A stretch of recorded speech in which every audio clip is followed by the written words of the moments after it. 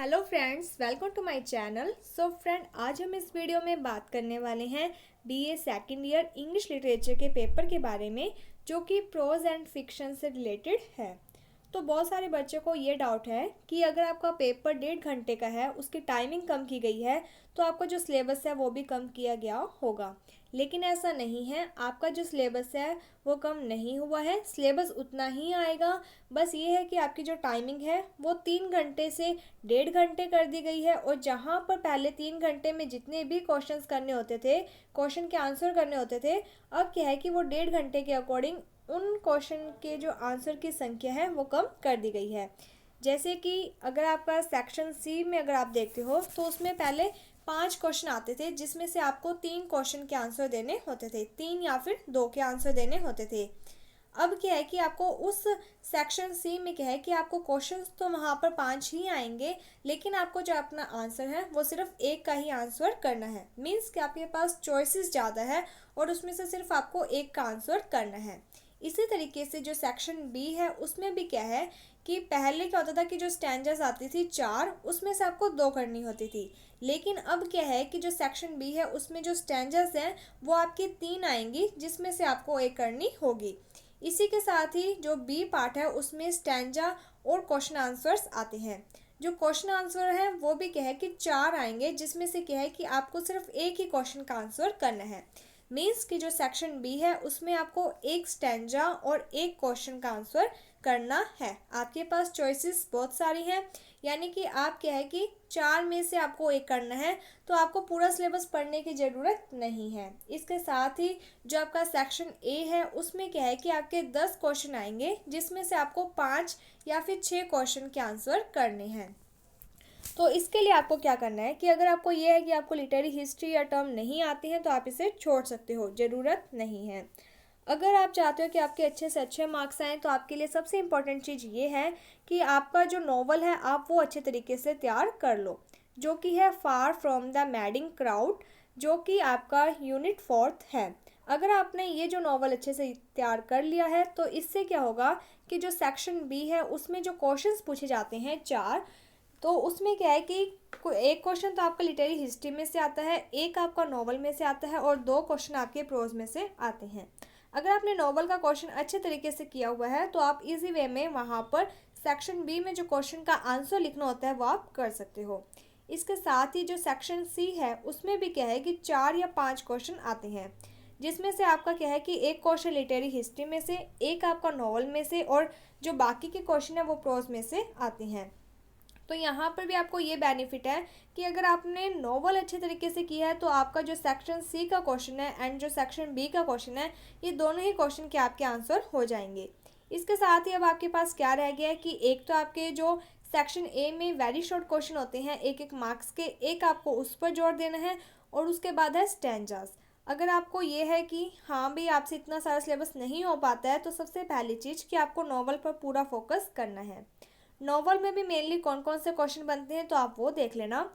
कि आपको सबसे पहले इंपॉर्टेंट चीज़ ये है कि आपको इस नॉवल की पूरी समरी आनी चाहिए। अगर आपको पूरी समरी आती है तो आपको किसी भी प्रकार की कोई भी प्रॉब्लम नहीं होगी, क्योंकि जो क्वेश्चन है वो मेनली किस तरीके से पूछे जाते हैं, या तो आपका टाइटल पूछा जाएगा, या फिर आपसे क्वेश्चन पूछे जाता है कि उसकी थीम बताओ नॉवल की, या फिर क्या है कि उसमें जो भी मेन करेक्टर होता है उसके बारे में पूछा जा सकता है। तो आपको ये जो 3-4 क्वेश्चन है, टाइटल हो गया, थीम है, ठीक है, तो ये जो चीज़ है ये आपको अच्छे तरीके से आनी चाहिए। इसमें भी क्या है कि इन सब के अलग अलग आंसर नहीं होते हैं, इन सभी क्वेश्चंस के क्या है एक ही आंसर होता है और वो आंसर होता है समरी।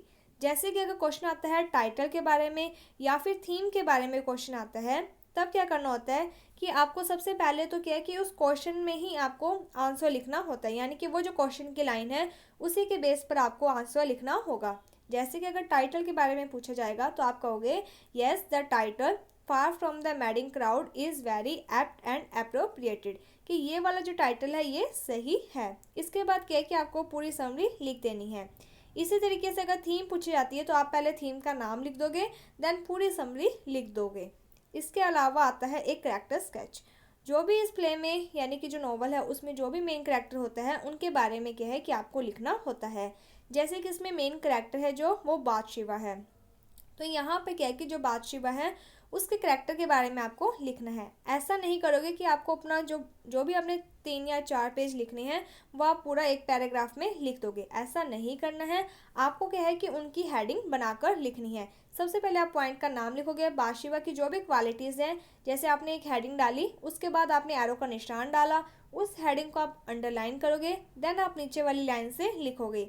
इससे आपके दो बेनिफिट्स होंगे, एक आपका जो आंसर है वो इफेक्टिव दिखेगा, सेकंड कि आपके जो पेज हैं वो भी क्या है कि आप इजी वे में भर सकते हो। ये चीज़ आप ध्यान दे लेना। अगर आपको लगता है कि आप नॉवल अच्छे तरीके से नहीं कर पा रहे हो, तब आपको क्या करना है कि ये जो 3 यूनिट्स हैं इसमें से आप कोई भी 2 यूनिट्स अच्छे तरीके से तैयार कर लो। अगर आप चाहते हो कि यानी कि ये जो यूनिट्स है इसमें से जो थर्ड यूनिट है वो बहुत ज़्यादा अच्छी है, अगर आप इसे अच्छे तरीके से तैयार कर लोगे तो आपको किसी भी प्रकार की कोई प्रॉब्लम नहीं होगी। क्योंकि ये जो यूनिट है थर्ड यूनिट, इसमें जो भी प्रोज है ये क्या है कि एक स्टोरी के रूप में है। इसमें क्या है कि एक स्टोरी है जो कि आप पढ़ोगे तो आपको इजी वे में समझ में आ जाएगी। एंड इसके साथ ही जो ये चैनल है नई शुरुआत, इसमें भी क्या है कि प्लेलिस्ट बनाई गई है BA सेकेंड ईयर प्रोज के नाम से। तो वहाँ पर भी क्या है कि इन तीनों की आपको समरी करवाई गई है, तो आप वहाँ पर भी देख सकते हो। इसके अलावा भी जो समरीज है वो करवाई गई हैं, और जो समरीज रह चुकी हैं वो भी उन प्रोज की करवा दी जाएंगी। तो द गिफ्ट ऑफ मेजाई है, इसमें क्या है कि जो क्वेश्चन है वो 3 या 4 बनते हैं, या तो थीम के बारे में बनेगा, या फिर अगर कोई भी क्वेश्चन आता है द गिफ्ट ऑफ मेजाई में से, तो आपको क्या करना है कि जो समरी है आपको बस उसकी वो याद रख लेनी है। कोई मर्जी क्वेश्चन आए आपको वही समरी लिख देनी है। इसी तरीके से जो नेक्स्ट के 2 प्रोज हैं उनमें भी आपको क्या करना है कि आपको समरी अच्छे से तैयार कर लेनी है। कोई मर्जी क्वेश्चन में वो बात पूछ रहा है, आपको क्या है कि वो जो क्वेश्चन की लाइन है सबसे पहले आप उसे आंसर के रूप में कन्वर्ट करोगे, देन पूरी समरी आप लिख दोगे। तो इस तरीके से आप अगर चाहो तो आप थर्ड यूनिट अच्छे तरीके से तैयार कर लो, ताकि अगर आपको वहाँ पर नॉवल से रिलेटेड कोई प्रॉब्लम आती है, अगर आपने प्रोज पढ़े हैं तो क्या होता है कि वहाँ पर आपको ऑप्शंस मिल जाएंगे। नॉवल में तो क्या है कि आपको सेक्शन बी में भी एक क्वेश्चन पूछा जाएगा और सेक्शन सी में भी एक क्वेश्चन पूछा जाएगा। जो क्वेश्चन पूछेगा आपको उसका आंसर लिखना ही पड़ेगा। लेकिन अगर आपने ये जो प्रोज पढ़े हुए हैं तो वहाँ पर क्या होता है कि आपको क्वेश्चन है जो प्रोज वो 2 या 3 पूछ सकता है, और उसमें से आपको एक ही करना होगा, जिसके कारण आपको चॉइसेस मिल जाती हैं। इसके अलावा हम सभी के बारे में बात कर लेते हैं। अगर आप चाहो तो आप थर्ड थॉट के बारे में भी पढ़ सकते हो, क्योंकि ये भी एक स्टोरी है, बहुत ही इजी है, आप कर सकते हो। इसके अलावा जो ओन सुपरस्टिशन है आप ये भी कर सकते हो, अंधविश्वास के बारे में, जो कि हमारे इंडियन कल्चर में तो बहुत ज़्यादा है कि अगर बिल्ली रास्ता काट जाती है, या फिर बेड नंबर 13 है जो, वो किस तरीके से अंधविश्वास है। इसी तरीके से जो बाहर की कंट्रीज़ हैं वहाँ पर क्या है कि जो स्टेयर्स होती हैं, जो पौड़ियाँ होती हैं, उनके नीचे से नहीं जाया जाता है। तो इस तरीके की सारी बातें इसमें लिखी हुई हैं, अगर आप इसे पढ़ोगे तो मतलब आप इसे अच्छे से समझ सकते हो। इसके अलावा एक क्वेश्चन है आपका जो प्रोज है सिलेक्टेड स्नोबेरीज, इसमें भी क्या है कि क्वेश्चन यही आता है कि कौन कौन सी स्नोबेरीज के बारे में बताया गया है प्रोज में। तब क्या है कि इसमें अलग अलग स्नोबेरीज के बारे में बताया गया है। अगर आप इसका आंसर करोगे तो आपको कैसे करना है कि सबसे पहले आप एक स्नोबेरी का नाम लिख के उसको आप अंडरलाइन करोगे, एरो का निशान डालोगे, देन उसे नीचे से शुरू करोगे। मीन्स कि आपको क्या है कि पॉइंट्स में वो लिखना है। इससे क्या होता है कि आपका जो आंसर है वो इफेक्टिव बनेगा। ये नॉर्मल सी बात है कि जो एग्जामिनर है वो आपका पूरा पेपर कभी भी नहीं पढ़ता है, वो आपकी हैंड राइटिंग पर ध्यान देगा, आपके राइटिंग स्टाइल पर ध्यान देगा। क्योंकि जो भी लॉन्ग क्वेश्चंस होते हैं उसका मेन जो मकसद होता है वो यही होता है कि आपकी राइटिंग स्टाइल कैसी है, आपने किस तरीके से अपने जो आंसर है उसे प्रेजेंट किया है।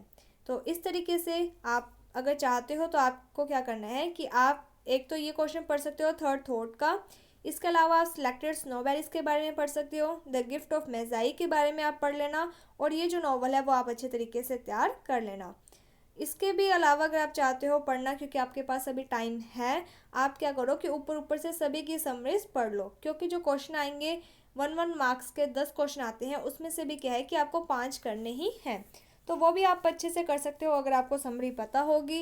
एंड इसके साथ ही अगर कोई भी क्वेश्चन आता है, अगर आपने समरी पढ़ी हुई है तो आप फिर भी आंसर लिख सकते हो, तो इससे आपको क्या टेंशन नहीं होगी। अदरवाइज़ आप ऐसा भी कर सकते हो कि आप एक नॉवल पढ़ लो और कोई भी तीनों जो यूनिट्स है उसमें से कोई भी एक अच्छे से याद कर लो। इससे क्या होता है कि हर एक यूनिट में से एक एक क्वेश्चन पूछा जाता है। अगर आपने अपनी 2 यूनिट्स अच्छे से तैयार की हुई हैं तो आपको ज़्यादा टेंशन लेने की ज़रूरत नहीं है। तो मेरी तरफ से तो आपके लिए यही सलाह होगी कि आप अपनी थर्ड और फोर्थ जो यूनिट है वो अच्छे तरीके से तैयार कर लो। एंड इसके साथ ही अगर आप अलग से कुछ पढ़ना चाहते हो तो आप सेकंड यूनिट में जो स्नोबेरीज हैं उसे भी आप अच्छे से पढ़ सकते हो। स्नोबेरीज मैं इसलिए कह रही हूँ क्योंकि इसका अगर क्वेश्चन का आंसर आता है, अगर ये क्वेश्चन आ जाए तो आप इसका आंसर बहुत अच्छे तरीके से प्रेजेंट कर सकते हो और आपके जो मार्क्स हैं वो अच्छे तरीके से आ सकते हैं। और लिटरेरी हिस्ट्री या लिटरेरी टर्म्स है जो उसको पढ़ने की कोई भी ज़रूरत नहीं है, क्योंकि ये जो क्वेश्चंस हैं ये क्या है कि आपको ऑप्शन में मिलेंगे। अगर आपने दूसरा मैटर अच्छे तरीके से पढ़ा हुआ है तो आपको इस पर ज़्यादा भी लोड लेने की ज़रूरत नहीं है। बस आपको इतना ध्यान देना है कि जो एक एक मार्क्स के क्वेश्चंस आते हैं उसमें आप इसे थोड़ा बहुत पढ़ लेना। जो छोटे क्वेश्चन होते हैं 1 वीक्स में आप वो क्वेश्चन देख लेना, ताकि जो 1 नंबर का क्वेश्चन ये भी पूछा जाता है तो आप, अगर आपको ये जो प्रोज है वो प्रॉपर नहीं भी आते होंगे तो आप उसे कर सकते हो। और ये जो आपके स्टैंडर्स आते हैं वो भी 3 आते हैं, उसमें से एक स्टैंडर्ड आपको करना होगा। तो बेसिकली क्या है कि आपके 3 ही प्रोज, यानी कि जो 3 यूनिट्स हैं उन 3 यूनिट्स में ही क्या है प्रोज है।